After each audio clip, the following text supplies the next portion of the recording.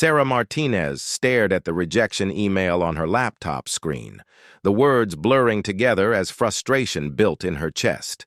Another defense contractor had turned her down, citing her lack of field experience and questioning whether someone fresh out of MIT could handle the pressures of military drone operations. At 24, she had already earned dual degrees in robotics engineering and computer science, but apparently that wasn't enough for the old boys club that dominated the defense industry. The coffee shop around her buzzed with the usual morning crowd, oblivious to her crushing disappointment. She had spent months applying to every major defense company, from Lockheed Martin to General Dynamics, only to face the same pattern of polite rejections. The feedback was always similar: impressive academic credentials, but concerns about her ability to perform under real-world pressure, especially in the high-stakes environment of drone warfare. Sarah's phone buzzed with a text from her former Professor Dr. Chen, who had been following her job search with growing concern. There's a small defense startup called Apex Dynamics looking for drone operators. Not glamorous, but they might give you a chance. Worth a shot? She Googled the company immediately. Apex Dynamics was barely 3 years old, founded by a former Air Force colonel named James Rodriguez, who had grown frustrated with the slow pace of innovation in traditional defense circles. Their website was sparse but mentioned cutting-edge work in autonomous systems and swarm intelligence. It wasn't the prestigious position she had dreamed of, but it was an opportunity. The next day, Sarah found herself in a converted warehouse on the outskirts of Denver, facing Colonel Rodriguez across a metal desk cluttered with drone components and technical manuals. The man was in his 50s, with graying hair and sharp eyes that seemed to evaluate everything around him with military precision. "Most of my team thinks I'm crazy for even considering someone without combat experience," Rodriguez said bluntly, leaning back in his chair. "They think you'll crack under pressure the moment things get real. What do you say to that?" Sarah had prepared for this question during the long drive to Colorado. "Sir, I've spent 4 years designing systems that have to work perfectly under extreme conditions. I've debugged code at 3 in the morning when entire projects were on the line. I've built robots that had to navigate complex environments without human intervention. Pressure isn't new to me. It just comes in different forms." Rodriguez studied her for a long moment, then pulled out a tablet and showed her a video feed. On the screen, she could see a simulation of dozens of small drones moving in coordinated patterns, like a flock of digital birds responding to invisible commands. "This is what we're working on," he explained. "Swarm intelligence, the ability to coordinate multiple unmanned systems simultaneously, making them work together like a single organism. The military applications are enormous, but so is the complexity. We need operators who can think in 3 dimensions, who can see patterns that others miss, who can maintain control when chaos erupts." Sarah's eyes lit up as she watched the simulation. This was exactly the kind of challenge that had drawn her to robotics in the first place, the intersection of technology, strategy, and split-second decision-making. "When do I start?" she asked, surprising herself with her boldness. Rodriguez smiled for the first time during the interview. "Slow down. First, you have to prove you can handle our training program. It's designed to break people. We've had experienced military pilots wash out in the first week. You sure you're ready for that kind of test?" The doubt in his voice was evident, but Sarah had heard similar skepticism her entire academic career. Professors who questioned whether she belonged in advanced engineering courses, classmates who assumed she was only there to fill diversity quotas. She had proven them all wrong through sheer determination and skill. "I'm ready," she said firmly. Rodriguez nodded slowly, then stood up and extended his hand. "Report here Monday morning at 600. Wear something you don't mind getting dirty. And Martinez, don't make me regret this decision." As Sarah drove home that evening, she felt a mixture of excitement and nervous anticipation. She had finally gotten her foot in the door, but now came the hard part, proving that she belonged. In a world where failure could mean more than just a bad grade or disappointed professor, in this environment, mistakes had real consequences, and the pressure would be unlike anything she had experienced in her sheltered academic life. She spent the weekend researching everything she could find about drone swarm technology, studying military tactics, and mentally preparing herself for whatever challenges Rodriguez and his team would throw at her. By Sunday night, she felt as ready as possible for a test she couldn't even fully imagine. The alarm clock buzzed at 5 a.m. Monday morning, and Sarah Martinez began her journey into a world that would either make or break her career before it had truly begun. The training facility looked more like a video game arcade than a military installation, with dozens of high-resolution monitors, joysticks, and control panels arranged in neat rows. Sarah arrived at exactly 5:55 a.m., 5 minutes early as her father had always taught her, and found herself face-to-face with 3 other trainees who looked nothing like her. Marcus was a former Navy pilot with 10 years of combat experience, his confidence evident in every gesture as he chatted casually about missions over hostile territory. David had spent 5 years operating Predator drones in Afghanistan, his quiet intensity suggesting he had seen things he preferred not to discuss. The third trainee, Kelly, was a former Air Force communications specialist who had transitioned into drone operations after an injury ended her flying career. "Great," Marcus muttered when introductions were made. "They're really scraping the bottom of the barrel if they're bringing in college kids now." Sarah felt her cheeks burn, but forced herself to remain calm. She had dealt with condescending attitudes before and knew that responding emotionally would only confirm their biases. The instructor who entered the room was Captain Lisa Wong, a compact woman with short black hair and eyes that missed nothing. She surveyed the 4 trainees with the same expression a drill sergeant might use when evaluating new recruits. "Over the next 2 weeks, you'll learn to operate our newest drone swarm system," Wong announced. "This isn't like flying a single aircraft where you can focus all your attention on one set of controls. You'll be managing multiple autonomous units simultaneously, making split-second decisions that affect the entire formation. Some of you will adapt quickly, others will wash out spectacularly." The first day was devoted to basic operations, learning the interface, understanding how individual drones communicated with each other, and grasping the fundamental principles of swarm behavior. Sarah found herself fascinated by the elegant mathematics underlying the system, the way simple rules governing each drone's behavior could create complex, emergent patterns across the entire group. While Marcus struggled with the computer interface, clearly more comfortable with traditional flight controls, Sarah was already experimenting with advanced maneuvers. Her programming background gave her an intuitive understanding of how the software translated human commands into drone actions, and she quickly began pushing the system's limits. "Show off," David whispered during a break. But there was grudging, respect in his voice rather than malice. By the end of the first week, the differences between the trainees had become stark. Marcus grew increasingly frustrated as his extensive flight experience proved less relevant than he had expected. Kelly was methodical and careful, but lacked the rapid decision-making skills necessary for swarm management. David performed competently, but seemed to struggle with the transition from operating single drones to coordinating multiple units. Sarah, meanwhile, was excelling in ways that surprised even Captain Wong.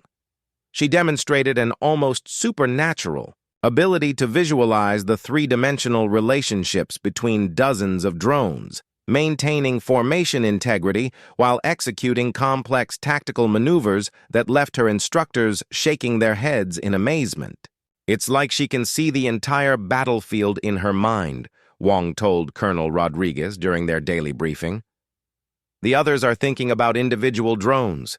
She's thinking about the swarm as a single entity."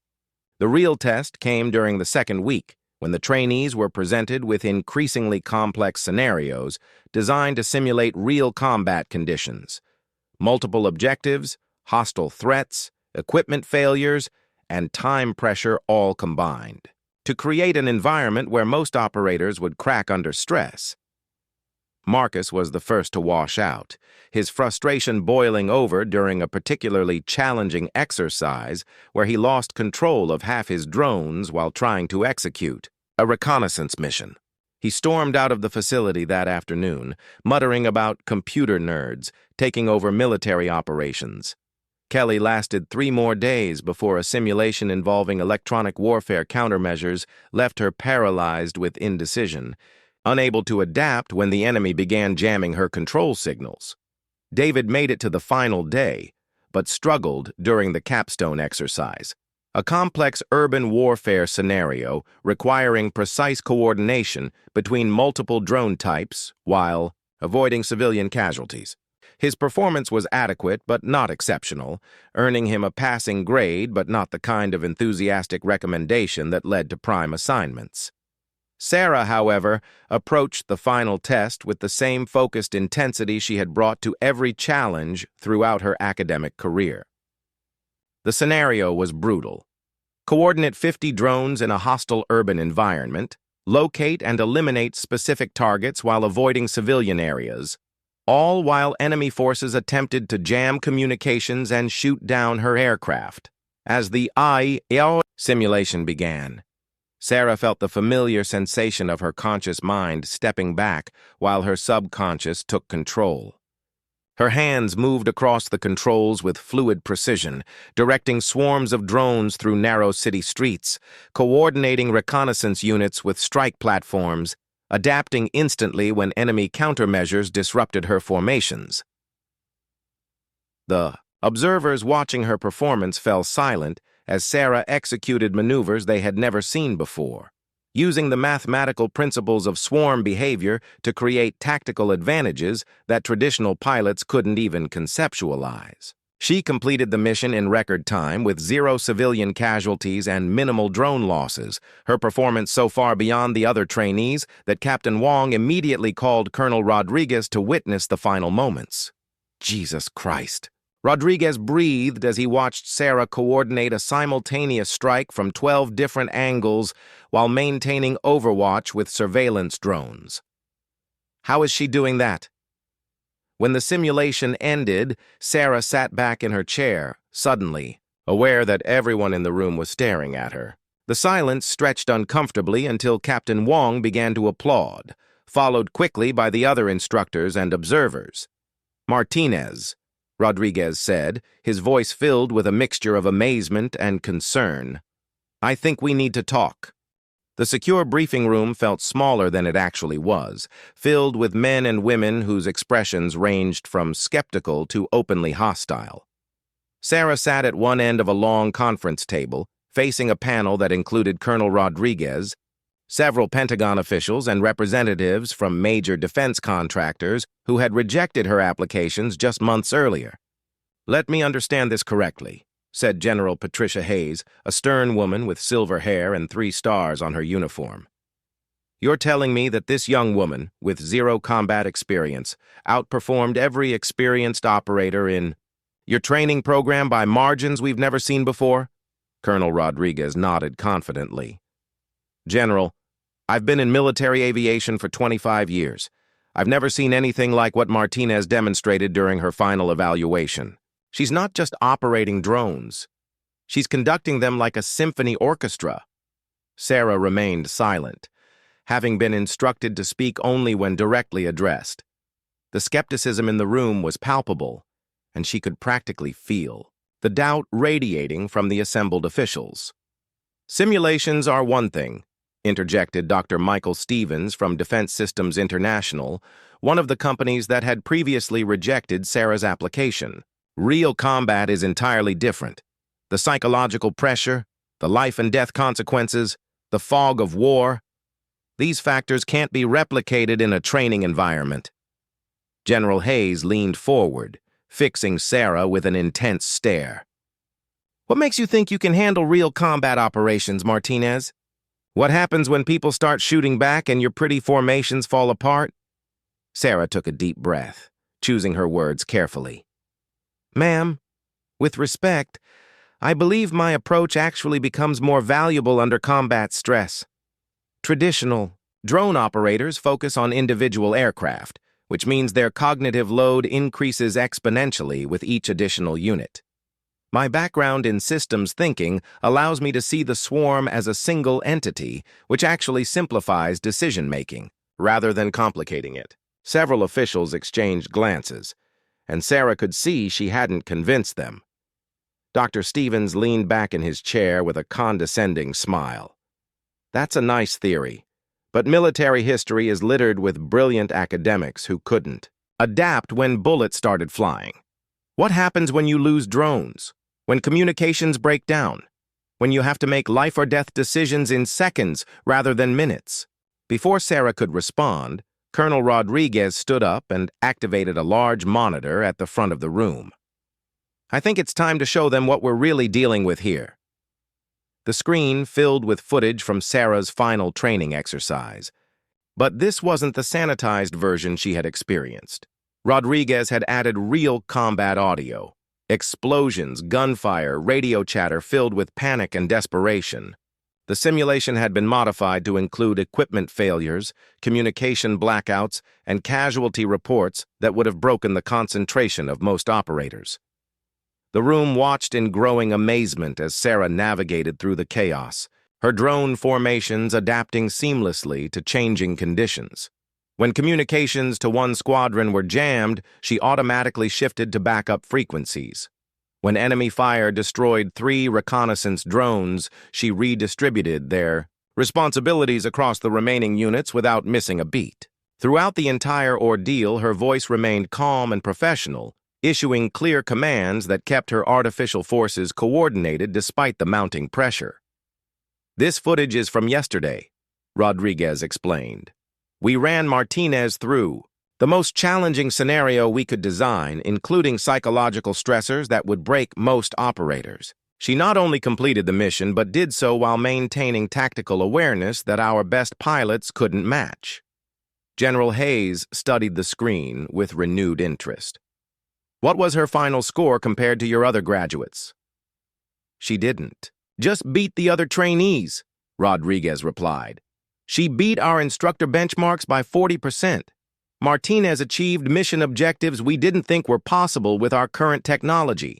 The mood in the room began to shift, skepticism giving way to cautious interest. Dr. Stevens, however, wasn't ready to concede defeat.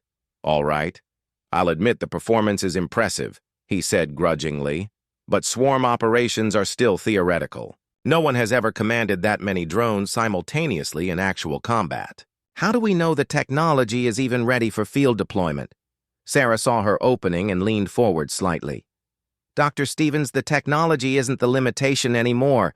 It's human cognitive capacity. Traditional training focuses on making pilots better at multitasking, but there's a ceiling to how much information any individual can process simultaneously. My approach treats the swarm as a single complex system, which removes those cognitive bottlenecks entirely. Explain, General Hayes commanded. Instead of trying to control each drone individually, I work with the mathematical principles that govern swarm behavior. I set parameters and objectives, then let the system optimize itself within those constraints. It's like conducting an orchestra. I don't tell each musician when to play each note. I guide the overall performance and let their training handle the details. The Pentagon officials began murmuring among themselves, and Sarah could sense the tide turning in her favor. Colonel Rodriguez seized the moment. General, I have a proposal. Give us 6 months and a small budget. Let Martinez prove herself with a live demonstration using our newest technology. If she can successfully coordinate a 100-drone swarm in a real-world environment, we'll have revolutionized military aviation. If she fails, we'll know that human limitations still constrain these systems. General Hayes considered this for several long moments, then turned to her aide. What's our current timeline for the Prometheus project? The Pentagon wants initial demonstration results within 8 months, ma'am. Traditional estimates suggested we'd need at least 2 years to develop reliable swarm coordination capabilities. The general's expression suggested she was performing complex calculations in her head, weighing risks against potential rewards. Finally, she turned back to Sarah with a slight smile. "Martinez, you've got 6 months to prove that youth and mathematics can replace experience and intuition. Colonel Rodriguez will provide you with whatever resources you need, within reason. But understand this, if you fail, it won't just end your career. It could set back military drone development by years and cost American lives." The weight of that responsibility settled on Sarah's shoulders like a physical burden, but she met the general's gaze steadily. "I won't fail, ma'am." "We'll see," General Hayes replied. "We'll see." The Nevada test range stretched endlessly in every direction, a barren landscape perfect for military experiments that required vast amounts of empty space. Sarah stood in the mobile command center, a converted trailer packed with the most advanced drone control systems money could buy, watching the sunrise paint the desert mountains in shades of gold and crimson. 3 months had passed since the Pentagon meeting, and those months had been the most intense of Sarah's life. Working 18-hour days, she had helped design and test the control algorithms that would make 100 drone coordination possible. The mathematical challenges had been staggering, modeling the interactions between multiple autonomous systems while maintaining human oversight and control. "Final systems check complete," announced Dr. Amanda Chen, the lead software engineer who had become Sarah's closest collaborator during the development process. "All 100 drones are responding normally to command inputs. Weather conditions are optimal. We're ready whenever you are." Through the reinforced windows of the command center, Sarah could see the Pentagon observation team setting up their equipment. General Hayes had arrived the night before, along with representatives from every major defense contractor and several foreign military attachés who had been cleared to witness the demonstration. Colonel Rodriguez appeared at Sarah's shoulder, his expression tense despite his attempts to project confidence. "How are you feeling, Martinez? Any last-minute concerns?" Sarah tested her headset and ran through her pre-flight checklist one final time. "The systems are solid, sir.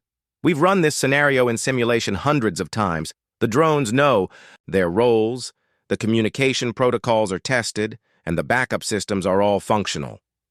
What she didn't mention was the gnawing anxiety that had kept her awake for the past 3 nights. Simulations were one thing, but this demonstration would involve real aircraft worth millions of dollars, flying in real airspace with real consequences for failure. If something went wrong, if she lost control of the swarm or caused a collision, it wouldn't just end her career. It could kill people.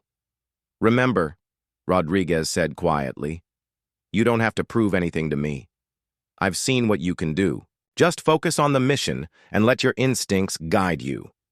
At exactly 0800 hours, Sarah received clearance to begin the demonstration. She took a deep breath, placed her hands on the primary control interface, and activated the first phase of the mission. 100 drones lifted off simultaneously from launch platforms scattered across 5 square miles of desert. The observers, watching from the observation area, saw what looked like a cloud of mechanical insects rising into the morning sky. Each aircraft, no larger than a small bird, but collectively representing the most advanced autonomous weapons system ever assembled.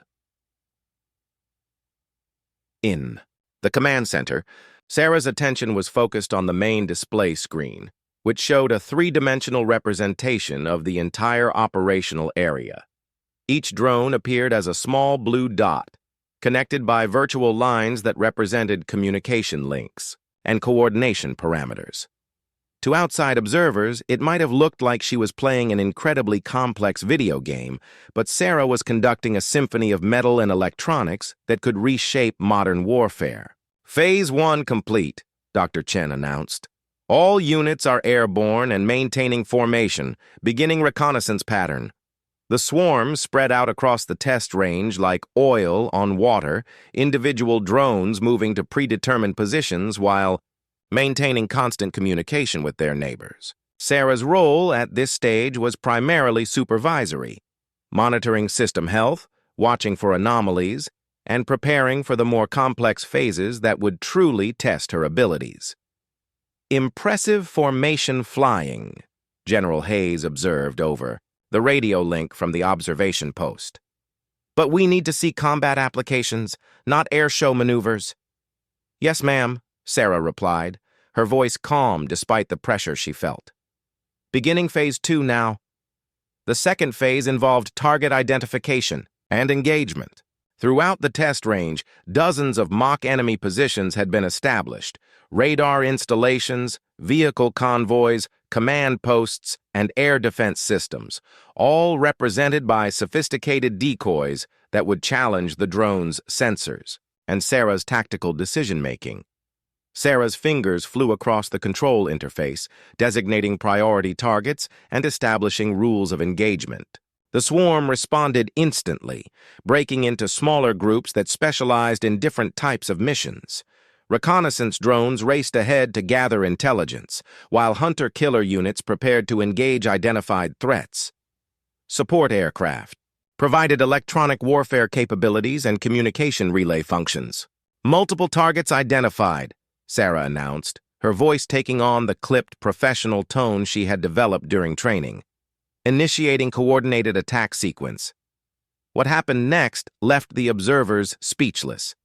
Instead of attacking targets individually, Sarah orchestrated a perfectly synchronized assault that hit 12 separate enemy positions simultaneously. Reconnaissance drones provided targeting data, while attack aircraft approached from multiple angles, ensuring that even if some positions had overlapping defensive coverage, the entire network would be neutralized in a single devastating strike. "Jesus," someone whispered over the radio. "How is she controlling all of those aircraft at once?" Dr. Chen monitored Sarah's biometric readings and shook her head in amazement. "Her heart rate is actually lower than it was during the simulation runs. She's more relaxed under real pressure than she was during practice. But the most challenging phase was yet to come. Phase 3 involved adaptive response to unexpected threats, a scenario designed to test Sarah's ability to maintain control when everything went wrong. Without warning, the test controllers activated electronic jamming systems that severed communication links between major sections of the drone swarm. Simultaneously, simulated surface-to-air missiles began engaging her aircraft, forcing rapid evasive maneuvers that disrupted carefully planned formations. For most operators, this would have been the moment of failure, the point where cognitive overload led to confusion, poor decisions, and ultimate mission failure. Traditional drone pilots, trained to focus on individual aircraft, would have been overwhelmed by the simultaneous loss of multiple units and communication failures. Sarah, however, barely seemed to notice the chaos. Her training in systems thinking allowed her to see patterns that others missed. When communication links failed, she automatically shifted affected drones to autonomous operation modes, trusting their individual programming while focusing her attention on units that still responded to direct control. When enemy fire began taking down her aircraft, she didn't panic or try to micromanage evasive maneuvers. Instead, she adjusted the overall mission parameters, allowing the surviving drones to redistribute responsibilities and continue the mission despite significant losses. "She's lost 30% of her aircraft," Colonel Rodriguez announced to the observation team, "and she's still maintaining mission effectiveness. This is unprecedented." The demonstration continued for 2 more hours, with Sarah successfully navigating through increasingly complex scenarios that would have broken experienced military pilots. When the exercise finally ended, she had accomplished every primary objective while losing fewer drones than the mission planners had considered acceptable. As Sarah powered down the control systems, she noticed that her hands were trembling slightly, not from stress, but from the adrenaline rush of commanding. Such a complex operation, she had done it. She had proven that her approach to swarm coordination wasn't just theoretically sound, but practically revolutionary. General Hayes's voice crackled over the radio with barely contained excitement. Martinez, pack your bags. We're moving to the next phase immediately. The briefing room in the Pentagon's basement felt like the nerve center of American military power, its walls lined with secure communications equipment and classified displays that showed real-time intelligence from around the globe. Sarah sat across from a table of officials whose shoulder boards and ribbons represented decades of military experience, knowing that her success in Nevada had earned her a seat at this table, but not necessarily their complete trust. The situation in the South China Sea has escalated beyond our initial projections, General Hayes began, activating a large display that showed satellite imagery of disputed waters. Chinese forces have established what they're calling a research station on Mischief Reef, but intelligence indicates it's actually a forward military base with advanced radar and missile systems. Sarah studied the images, noting the strategic positioning of the installation and the obvious military hardware that dominated the supposedly civilian facility. The base controlled shipping lanes that carried 30% of global maritime trade, making it a significant threat to international commerce and regional stability. Traditional military options are limited, continued Admiral Sarah Mitchell, the Joint Chiefs representative for naval operations. A direct assault would likely trigger a wider conflict, but we can't allow this base to become fully operational. The radar systems they're installing would give them unprecedented surveillance coverage of the entire region. Colonel Rodriguez leaned forward in his chair. That's where Martinez comes in. We're proposing a surgical strike using her 100-drone swarm, launched from naval vessels positioned just outside Chinese territorial waters. The operation would need to be fast, precise, and completely deniable. Sarah felt the weight of responsibility settling on her shoulders again, but this time it was accompanied by a surge of confidence born from her Nevada success. "What's the timeline, sir?" 72 hours, General Hayes replied. The Chinese installation will achieve full operational capability by the end of the week. After that, any military action becomes exponentially more difficult and dangerous. The next 3 days passed in a blur of preparation and planning. Sarah found herself aboard the USS Gerald Ford, the Navy's newest aircraft carrier, which had been equipped with specialized launch systems for her drone swarm.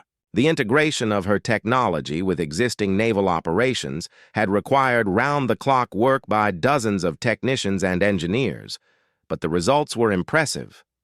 The command center on the Ford was far more sophisticated than anything Sarah had worked with before. Multiple screens provided real-time intelligence feeds, weather data, communication intercepts, and tactical displays that gave her unprecedented situational awareness. The drone launch systems had been tested and retested, with backup systems for every critical component. "Final mission briefing in 30 minutes, announced Captain Jennifer Walsh, the Ford's commanding officer, who had initially expressed skepticism about conducting such a complex operation with an untested civilian contractor. Her doubts had gradually given way to cautious optimism as she witnessed Sarah's professionalism and technical competence during the preparation phase. The mission itself was elegantly simple in concept, but staggeringly complex in execution. Sarah would launch her 100-drone swarm from the Ford's deck, coordinate a precision strike on the Chinese radar and communication systems, then extract all aircraft before enemy forces could respond effectively. The entire operation needed to be completed in under 40 minutes to avoid detection by Chinese naval patrols. As Sarah ran through her final equipment checks, she noticed Dr. Chen working frantically at a nearby console. "Problem?" she asked. "Minor. Software issue," Chen replied, not looking up from her screen. "One of the communication protocols isn't integrating properly with the Navy's systems. I'll have it fixed in 10 minutes. But 10 minutes stretched to 20, then 30, as the software problems proved more complex than initially anticipated. Sarah could see the tension building among the naval officers, who had planned their positioning and timing down to the minute. "Martinez," Captain Walsh said quietly, "we can delay the mission 24 hours if you need more time to resolve these technical issues." Sarah considered the option for a moment, then shook her head. Ma'am, the longer we wait, the stronger their defenses become. I can adapt the mission parameters to work around the communication issues. We go tonight. At 0200 hours, with the South China Sea dark and relatively calm, Sarah initiated the launch sequence. 100 drones lifted off from the Ford's deck, in perfect coordination, their electric motors making barely a whisper as they rose into the night sky. Within minutes, they had formed into a loose formation that avoided radar detection while maintaining tactical flexibility. "Package airborne," Sarah announced over the tactical communication network. "Proceeding to target area." The flight to Mischief Reef took 37 minutes, with Sarah constantly adjusting the formation to avoid Chinese patrol aircraft and naval vessels. The drones flew just above the wave tops, using the ocean's surface to mask their radar signatures while maintaining the tight coordination necessary for the precision strike. "Target area in sight," Sarah reported as her lead reconnaissance drones began transmitting detailed imagery of the Chinese installation. Multiple radar installations confirmed. Beginning attack sequence. What followed was a masterpiece of tactical coordination that would be studied in military academies for decades. Sarah's drones approached the target from 8 different directions, simultaneously overwhelming the Chinese defensive systems through sheer complexity. Radar installations, communication towers, missile batteries, and command facilities were all hit within a span of 90 seconds, leaving the base blind and defenseless. But as the attack aircraft began their withdrawal, Sarah's worst-case scenario materialized. Chinese fighter jets, scrambled from a mainland base, appeared on her sensors much earlier than intelligence had predicted. The enemy aircraft were faster and better armed than her drones, and they were closing rapidly on the extraction route. "Chinese fighters inbound," Sarah announced, her voice steady despite the crisis. "Implementing evasive maneuvers." Traditional military doctrine would have called for immediate withdrawal, accepting the loss of some aircraft to preserve the majority. But Sarah's innovative approach to swarm coordination allowed her to implement a strategy that no conventional pilot could have managed. She split her formation into dozens of small groups, each following seemingly random flight paths that confused. Chinese targeting systems. Some drones flew high to draw attention, while others skimmed the wave tops to avoid detection. Several groups deliberately engaged the fighter aircraft, sacrificing themselves to protect the main body of the swarm. "My God," Captain Walsh breathed as she watched the tactical display. "She's making them chase ghosts while the real assets escape." For 20 agonizing minutes, Sarah conducted a 3-dimensional chess game across hundreds of square miles of ocean, using mathematical principles and swarm intelligence to stay one step ahead of enemy pilots who had never faced such an adaptive, distributed opponent. When the last surviving drones touched down on the Ford's deck 43 minutes after launch, Sarah had lost only 12 aircraft out of 100, a loss rate that military planners had considered impossibly low for such a complex operation.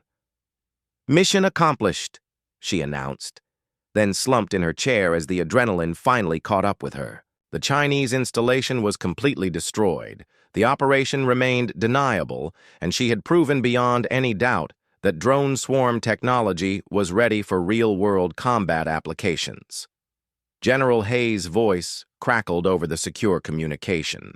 Link from Washington, filled with barely contained excitement. "Outstanding work, Martinez. Prepare for immediate extraction to Washington. We have some very important people who want to meet you." 6 months later, Sarah stood in the Rose Garden of the White House, wearing her crisp new Air Force uniform with the silver oak leaves of a lieutenant colonel gleaming on her shoulders. The ceremony had been relatively private. No cameras, no media, just a small gathering of military officials and government representatives who understood the significance of what she had accomplished. President Harrison stepped forward with a small blue box that contained the Distinguished Flying Cross, the nation's highest honor for extraordinary achievement in aerial combat. Lieutenant Colonel Martinez, your innovative approach to drone warfare has fundamentally changed how America projects power around the globe. Your courage and skill under pressure have made our nation safer and our enemies more cautious. As the president pinned the medal to her uniform, Sarah reflected on the incredible journey that had brought her to this moment. Less than a year ago, she had been a rejected job applicant, dismissed by defense contractors who couldn't see past her lack of traditional experience. Now she commanded the most advanced drone warfare unit in the world, with resources and responsibilities that would have seemed impossible just months earlier. The ceremony concluded with handshakes and congratulations from officials whose names appeared in classified briefings around the world. General Hayes approached as the crowd began to disperse, her expression mixing pride with the kind of anticipation that suggested new challenges ahead. "Enjoying your moment in the spotlight, Martinez?" the general asked with a slight smile. "It's surreal, ma'am," Sarah replied honestly. "Sometimes I still can't believe how much everything has changed." "Well, I hope you're ready for even bigger changes," Hayes said, lowering her voice slightly. "The success of the South China Sea operation has convinced the Joint Chiefs that drone swarm technology is ready for full deployment. We're establishing a new command structure specifically for autonomous warfare systems, and we want you to lead it." Sarah felt a familiar mixture of excitement and apprehension. "What kind of scale are we talking about, General?" "Eventually, thousands of drones operating simultaneously across multiple theaters. Swarm intelligence applied to everything from close air support to strategic reconnaissance. We're talking about the future of military aviation, Martinez, and you're going to be at the center of it." The implications were staggering. Traditional military hierarchies, developed over centuries of human-controlled warfare, would need to be completely reimagined for an era where a single operator could coordinate more firepower than entire squadrons of conventional aircraft. "There will be challenges," General Hayes continued. "Political resistance from traditionalists who don't trust new technology, technical hurdles as we scale up from hundreds to thousands of aircraft, and of course our adversaries won't stand. Still, they're already working on countermeasures and developing their own swarm capabilities." Sarah nodded thoughtfully. "General, I've learned that the biggest obstacles aren't usually technical. They're human. People resist change, especially when it challenges everything they think they know about warfare."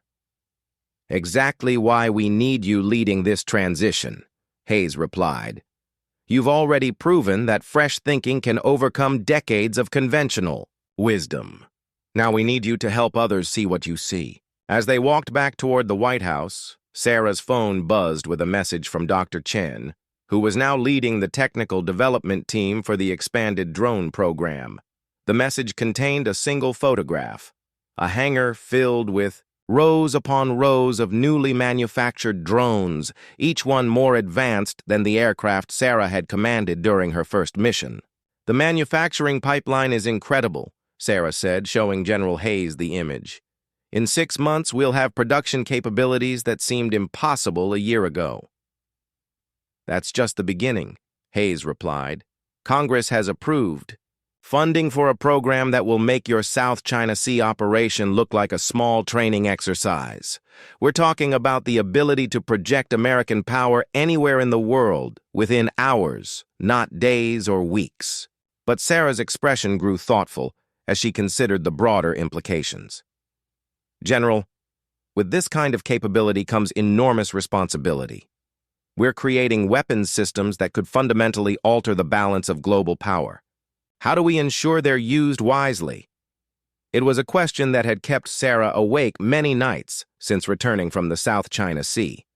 The technology she had helped develop was undeniably powerful, but it also represented a profound shift in how wars would be fought. The precision and speed of drone swarms could minimize civilian casualties and reduce the need for large-scale military deployments, but they could also lower the threshold for military action by making conflict seem cleaner and easier. That's exactly the kind of thinking we need from our senior leadership, General Hayes said approvingly. You understand that technological capability must be balanced with strategic wisdom. That's why you're not just going to command these systems, you're going to help develop the doctrine for how they're used. 3 weeks later, Sarah found herself in a very different environment, a lecture hall at the Naval War College, addressing an audience of senior military officers from around the world. The topic was autonomous systems and the future of warfare, and her audience included generals, admirals, and defense ministers who would shape military policy for the next generation. The fundamental question, Sarah told the assembled officers, isn't whether autonomous systems will change warfare. It's whether we'll adapt our thinking quickly enough to use them effectively. The South China Sea operation succeeded not because we had better technology than our adversaries, but because we approached the problem differently. During the question and answer session that followed, a British general raised his hand. Colonel Martinez, there's concern among our allies about the proliferation of these capabilities. How do we prevent a new arms race where every nation feels compelled to develop similar systems? Sarah had anticipated this question and had spent considerable time developing her response. Sir, I believe the answer lies in transparency and cooperation. Instead of trying to maintain exclusive advantages, we should focus on developing international standards and protocols for autonomous weapons systems. The goal should be stability, not superiority. The months that followed brought a whirlwind of activity as Sarah balanced her operational responsibilities with her growing role as a strategic thinker and public advocate for responsible military technology. She testified before Congress, briefed foreign allies, and worked with international organizations to develop frameworks for the ethical use of autonomous weapons. But perhaps her most important work happened in small, classified meetings where she helped train the next generation of drone swarm operators. These sessions reminded her of her own journey from rejected job applicant to revolutionary military leader, and she took special pride in mentoring young officers who brought fresh perspectives to the challenges of modern warfare. Remember, she told one class of trainees, you're not just learning to operate advanced weapons systems. You're helping to define how future conflicts will be conducted. Every decision you make, every innovation you develop, every ethical choice you face, these things will influence military doctrine for decades to come. As Sarah looked out at the eager faces of her students, she realized that her own story was just the beginning. The young men and women in that classroom would take drone swarm technology to levels she could barely imagine, solving problems and facing challenges that hadn't even been identified yet.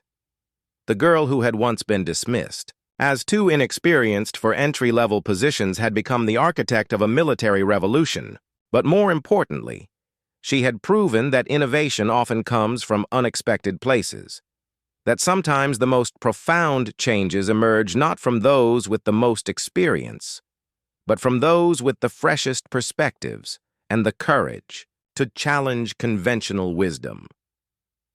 Standing at the podium, watching her students work through complex tactical scenarios with the same passion and determination she had brought to her first training exercises, Sarah Martinez knew that she had found her purpose. She was no longer just operating drones. She was shaping the future of human conflict, one brilliant mind at a time.